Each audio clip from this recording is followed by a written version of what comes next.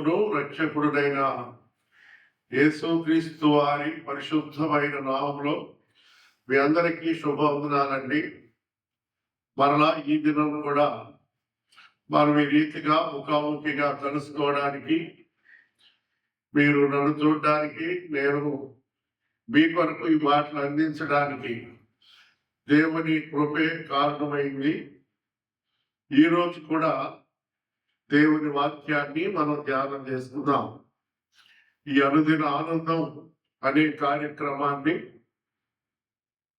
మంచిగా మీరు వీక్షిస్తున్నారు. అందుకొరకై ప్రభు మహిమ పొందును గాక. ఈ సమయంలో కొరింథీ పత్రికలోని మనం ధ్యానం చేస్తున్న వచనాన్ని చదువుకుందాం. కొరింథీ మొదటి పత్రిక 1వ అధ్యాయం 18వ వచనము.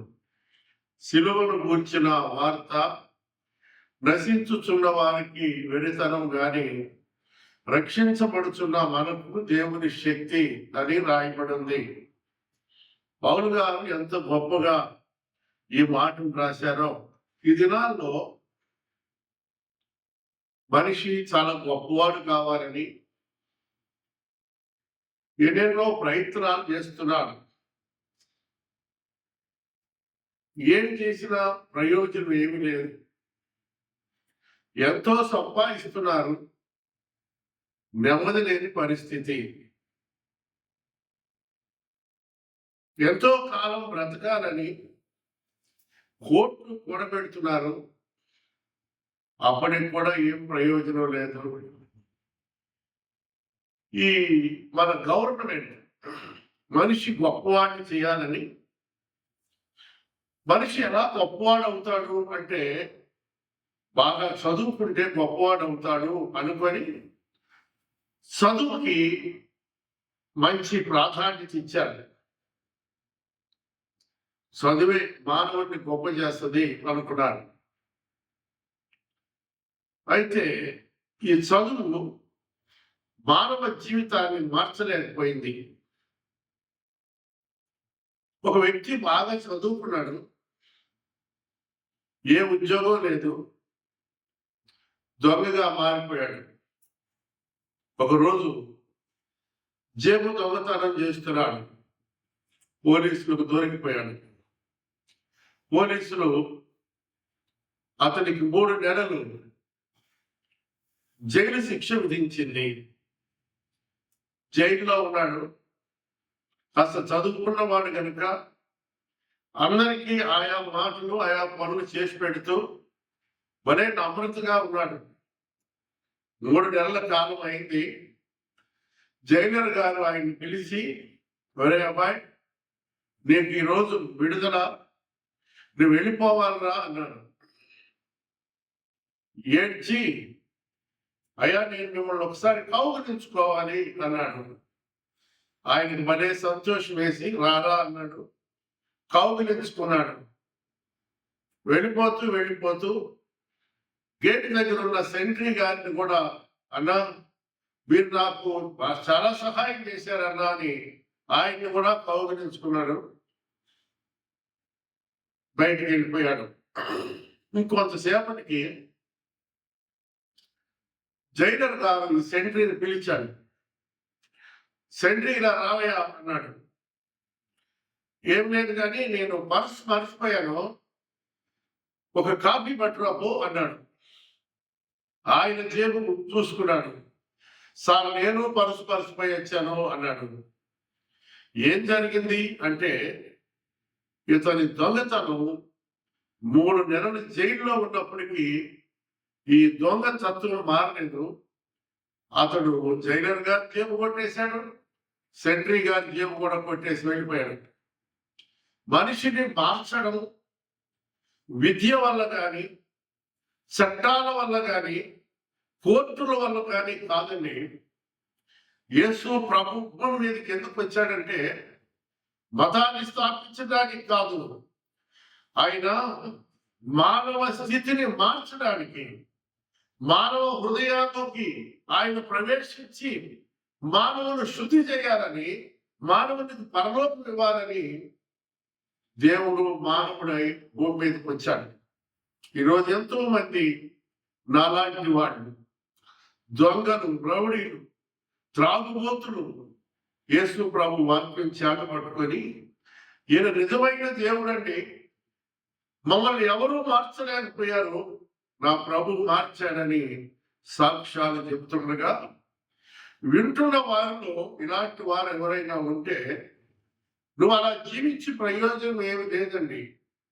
కొన్నిసార్లు కుటుంబం మీదో, సమాజం మీదో కోపం, కక్షతో ఏమైనా నేను సాధించాలనుకుంటావు, కానీ నువ్వు సాధించేది ఏమి లేదు.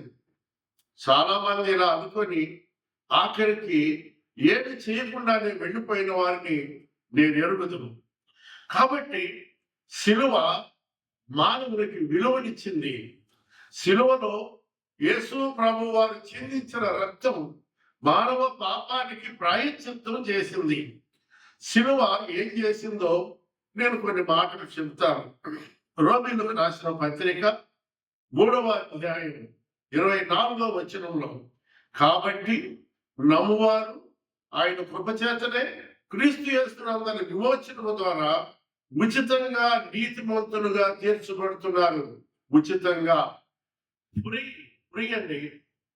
చాలాసార్లు ఫ్రీ అంటే మనం ఎక్కడికైనా పరిగెత్తుతాం, ఫ్రీగా వస్తుంది అంటే.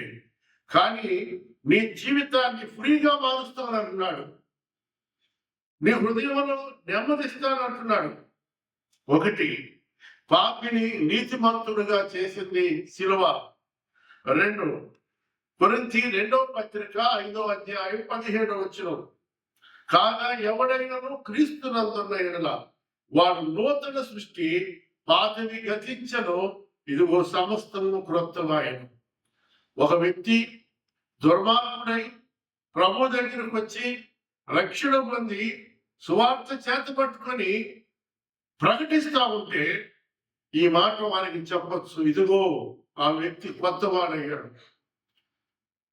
బైబిల్లో ఒక వ్యక్తి ఉన్నాడు, చాలా దెయ్యాలు పట్టిన వాడు. ఏ సంఖ్యలు వేసినా వాడిని బంధించలేకపోయారు. ఒకరోజు ప్రభు వచ్చి అతనిలో ఉన్న దెయ్యాలన్నింటినీ వెళ్ళగొట్టాడు. ఆ తర్వాత రాయబడిన మాట ఏంటంటే, అతడు వస్త్రమును ధరించి ప్రభు దగ్గర కూర్చున్నాడు. అటు ఇటు తిరిగేవాడు, అల్లరి చేసేవాడు, కేకలేసేవాడు, తను తానే గాయపరుచుకునేవాడు. ప్రభు అతనిలో ఉన్న దెయ్యాలను వెళ్ళగొట్టినాక స్వస్థ చిత్తుడై ప్రభు పాదాల దగ్గర కూర్చున్నాడు. ఈరోజు ఎంతో మంది ఇలాంటి వారు. శిలువ ఒక వ్యక్తిని నూతన వ్యక్తిగా చేసింది. ఇంకొక మాట చెప్తాను. 85వ కీర్తనలో ఒక మాట ఉంది, 10వ వచనం, కృప సత్యమును కలుసుకున్నవి, నీతి సమాధానములు ఒకదానినొకటి ముందు పెట్టుకున్నవి. శిలువలో జరిగింది ఏంటి అంటే, కృప సత్యాలు కలుసుకున్నాయి. ఎక్కడ కూడా కృప సత్యము కలుసుకోలేదు, ఇవి శిలువలోనే కలుసుకున్నాయి. కృప అంటే ప్రభు అయినటువంటి యేసు క్రీస్తు వారు. సత్యము అంటే ధర్మశాస్త్రం. ఇప్పుడు సత్యాన్ని అడుగుదాం, ఓ సత్యమా, ఈ మనిషి పాపం చేశాడు, ఏం చేస్తావు నువ్వు అంటే, కొట్టి చంపేస్తాను అంది. ఎప్పుడైతే ధర్మశాస్త్రం ఈ మాట అన్నదో, కృప అయినటువంటి ప్రభు ఈ నిలువు కర్రకు అడ్డుగా వచ్చాడు. వచ్చి వద్దు, ఈ పాప విషయంలో నేను శ్రద్ధ తీసుకుంటాను, అతని విషయంలో నేను మరణిస్తాను, నన్ను కొట్టు అని అడ్డుగా నిలబడింది. శిలువలో నిలువు కర్ర ధర్మశాస్త్రం, అడ్డుకర్ర ప్రభు అయినటువంటి యేసు క్రీస్తు వారికి సాదృశ్యం. ఈ 2 కర్రల మీద నా ప్రభువు, కృపా సత్య సంపూర్ణుడైనటువంటి ప్రభువు 3 రేకుల మీద వేలాడడం మనందరికీ తెలుసు. కాబట్టి గమనించండి, శిలువలో మానవ పాపానికి ఆయన ప్రాయశ్చిత్తం చేసిన దేవుడుగా మనకు కనపడుతున్నాడు. కాబట్టి ఇంకా కొన్ని మాటలు మనం చూస్తే, ఆ శిలువ మనకి ఎలా కనపడుతుంది అని చూస్తే, పేతురు గారు ఒక మాట రాశారు. 1 పేతురు పత్రిక 1వ అధ్యాయం పేతురు రాసిన మొదటి పత్రిక 1వ అధ్యాయం 18వ వచనాన్ని మనం ఇలా చదువుకుంటే, పితృ పారంపర్యమైన మీ వ్యర్థ ప్రవర్తనను విడిచిపెట్టునట్లు వెండి బంగారముల వంటి క్షయ వస్తువుల చేత మీరు విమోచించబడలేదు, కానీ అమూల్యమైన రక్తము చేత, అనగా నిర్దోషమును నిష్కలంకములైన గొర్రెపిల్ల వంటి క్రీస్తు రక్తము చేత విమోచించబడుతుందని మీరు ఎరుగరా. శిలువ బలిపీఠం మీద నిర్దోషమైనటువంటి గొర్రెపిల్ల ఆయన మనందరి కొరకు ప్రాణాన్ని పెట్టాడు. ఆయన యోహాను గారు ఒకరోజు చెప్పారు, యోహాను సువార్త 1:29 అందరూ అక్కడ ఉండగా ఆయన వస్తూ ఉంటే, ఇదిగో లోక పాపమును మోసుకొని పోవు దేవుని గొర్రెపిల్ల అని. ఆ గొర్రెపిల్ల ఈ శిలువ బలిపీఠం పైన మనందరికీ కొరకు బలైంది. లేకపోతే ఈరోజు మనకి స్వేచ్ఛ ఉండేది కాదు, విమోచన ఉండేది కాదు. ఒకవేళ చనిపోతే నిత్య నరకానికి పాత్రులమై ఉండేవారు. రెండవది, ఆయన ఏం చేశారు అంటే, లూకా సువార్త 23వ అధ్యాయం 34వ వచనంలో ఇలా అన్నారు, ఆయన శిలువలో మరణానికి సమీపంగా ఉన్నారు.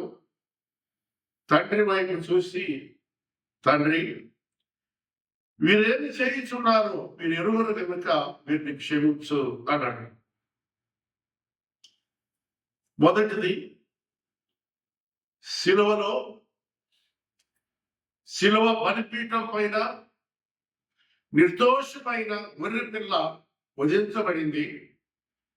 ఈ గొర్రెపిల్ల తండ్రిని ఇలా అడుగుతున్నాడు, తండ్రి వీరేమి చేయించున్నారు, వీరు ఎరుగరు కనుక వీరిని క్షమించు అన్నాడు. శిలువలో క్షమాపణ దొరికింది. ఇంకొక మాట చెప్పాలంటే, తండ్రికి ప్రార్థన చేస్తున్నాడు, శిలువని ప్రార్థన వేదికగా మార్చాడు. శిలువను ప్రార్థన వేదికగా ఆయన మార్చాడు. ఇంకొక మాట ఏంటంటే, శిలువలో ఆయన ప్రేమను వెల్లడిపరిచాడండి. లోకంలో ఎవరు చేయలేనటువంటి పని. లోకం ఏం చేసిందంటే, ఒకవేళ మనం రోడ్డును ఎదుగుతుంటే ఎవరైనా వృద్ధుడు కానీ చిన్నపిల్లాడు కానీ కారు కింద పడబోతుంటే చుట్టుప్రక్కల ఉన్న వాళ్ళు అయ్యో అయ్యో అయ్యో అని అరుస్తారు. లోకం ఏం చేసిందంటే, మతం ఏం చేసిందంటే ఇలా అరుస్తుంది అంతే. కానీ ప్రభు ఏం చేశారంటే, ప్రాణానికి తెగించి ఆ కారుకు అడ్డం పడి ఆ పిల్లోడిని అవతలకి నెట్టేశాడు. అంటే మనం మరణమవుకుండా బలస్థానంలో ఆయన మరణించినట్లుగా మనం చూస్తాం. అంటే శిలువలో ఆయన చూపినటువంటి మరొక మాట ఏంటంటే, తన ప్రేమను వెల్లడిపరిచాడు. ఆయన ప్రేమ ఎలాంటిది అంటే క్రియాత్మకమైనది, మాటలది కాదు, మాటలు చెప్పేది కాదు. ఆయన ప్రేమ, ఆయన ఏది చేసినా చేసి చూపించాడు. రెండు, ఆయన ప్రేమ సమర్పణ కలిగింది. తను తానే మనందరి కొరకు బలిగా, అర్పణగా శిలువలో అర్పించుకున్నాడు.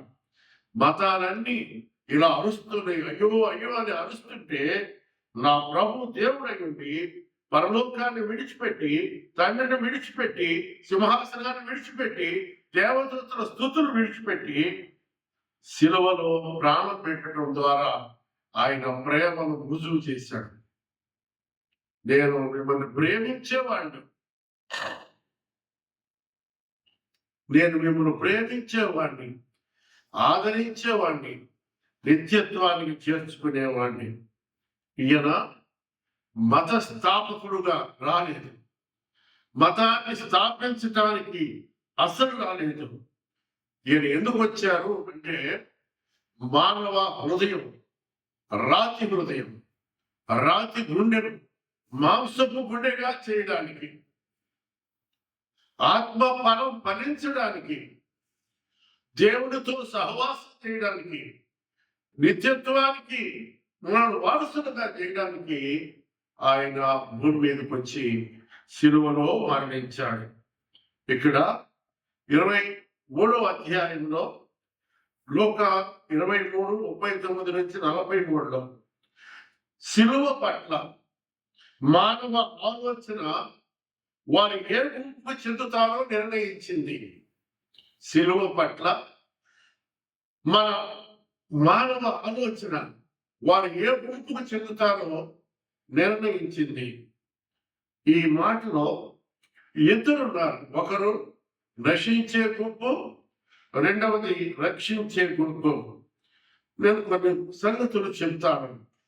కొరింథీ పత్రిక 8వ అధ్యాయం 9వ వచనంలో మనందరి కొరకు దేవుడు ఏమయ్యాడంటే ఆయన ధనవంతుడై ఉండి మనందరి కొరకు దరిద్రుడైనాడు. ఆయన భూమి మీదకి వస్తే ఆయనకు చుట్టడానికి వస్త్రాలు కూడా లేవు, ఆయన ఉండడానికి ఒక ఇల్లు కూడా లేదు, ఆఖరికి పన్ను రూకలు ఇలా చేతితో పట్టుకున్నవాడు కూడా కాలేదు, లేడు. ఈరోజు ఇలాంటి వారు ఎవరున్నారండి? ఇలాంటి ప్రభు మనందరి కొరకు దరిద్రుడై ఆయన భూమికి ఆకాశానికి మధ్యన శిలువలో గొల్గోతా పైన మరణించాడు. మరణించడానికి కూడా స్థలం లేదు. రెండవది కొరింథీ పత్రికలోనే 2వ కొరింథీ 5:21లో మనందరి కొరకు దేవుడు పరిశుద్ధుడైన ప్రభువుని మన కొరకు పాపముగా చేశాడు. పాపిగా కాదు, పాపముగా.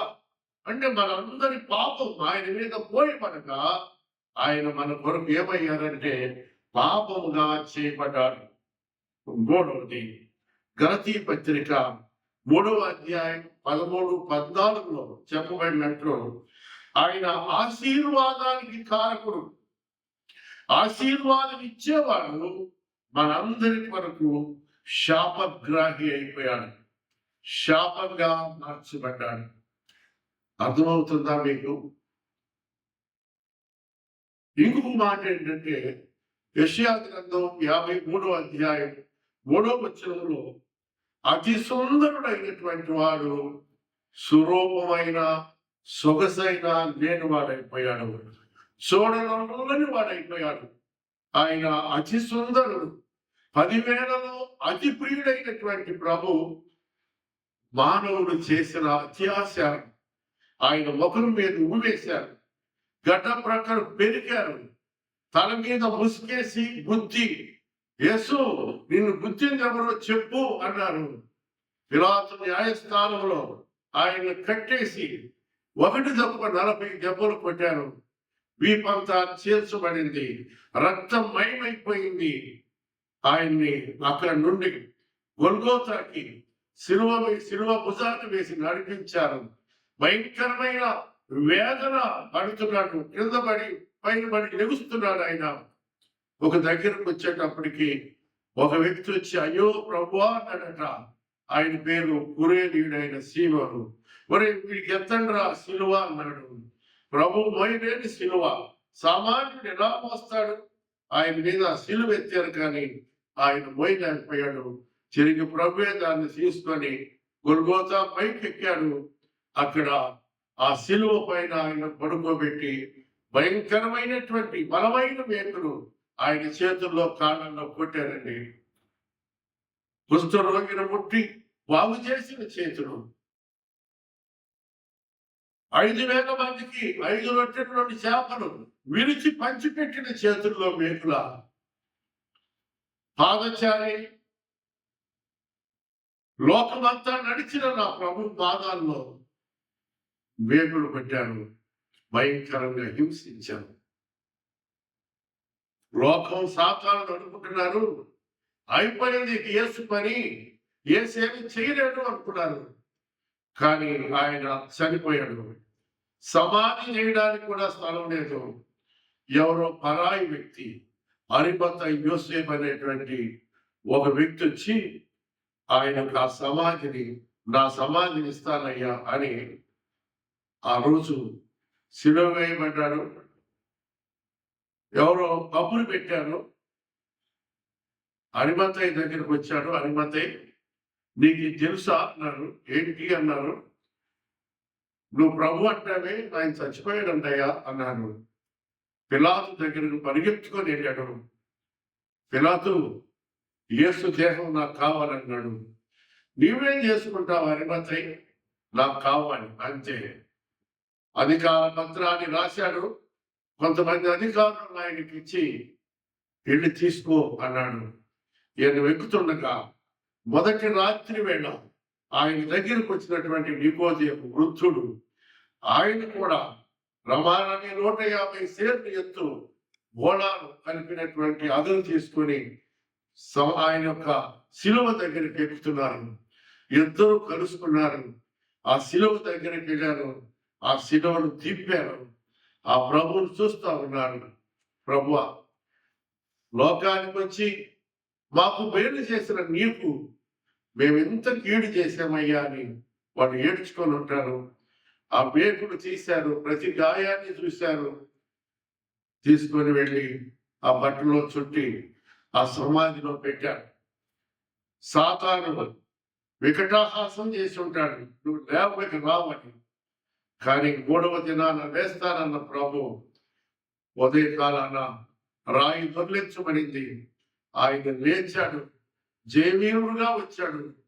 40 దినాలు అనేకులు కనబడ్డాడు. ఆ తర్వాత ఒలివల పర్వతం అనబడ్డ పర్వతం నుండి ఆయన ఆరోహణుడై పరలోకానికి వెళ్ళిపోయాడు. ఆయన వెళ్ళక ముందు అన్నాడు, నేను వెళ్ళి నేను మీకు ఆదరణకర్తను పంపుతానన్నాడు. ఆయన ఇప్పుడు మన మధ్యలో ఉన్నారు. పరిశుద్ధాత్మ దేవుడు ఆయన మనతో మాట్లాడుతున్నాడు. కాబట్టి ప్రియులారా, ఇంత చరిత్ర నా ప్రభువుకు ఉండగా లోకం అనుకుంటుంది సిలువను గుర్చిన వార్త నశించే వారికి వెలుతనం గాని రక్షించబడుతున్న మనకు దేవుని శక్తి అండి. నువ్వు ఈ రోజు కూడా రక్షించబడడానికి ఆయన ఇష్టపడుతున్నాడు.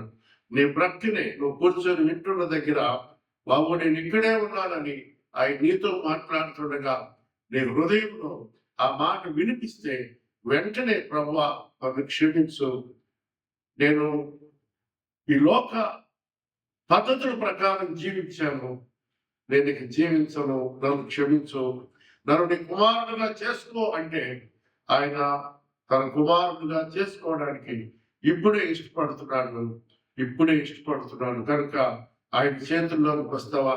వస్తే నీవు నీ కుటుంబం మేలు పొందుతారు. అంటే కృప దేవుడు మీ అందరికీ అనుగ్రహించును గాక. ఆమేన్. ఈ కార్యక్రమాన్ని వీక్షిస్తున్నటువంటి మీరు ఏమైనా ప్రార్థన అవసరతలు ఉంటే స్క్రీన్ మీద కనపడుతున్న ఆ నెంబర్కు ఒక వాట్సాప్ మెసేజ్ పెట్టండి, లేకపోతే ఒక ఫోన్ కాల్ చేయండి. దేవుని సంఘం విశ్వాసులైన పిల్లలు ప్రతి దినం ఉదయకాలం 4 గంటల నుండి 6 గంటల వరకు ప్రార్థన చేస్తున్నారు. మీ కొరకు కూడా ప్రార్థన చేస్తాను.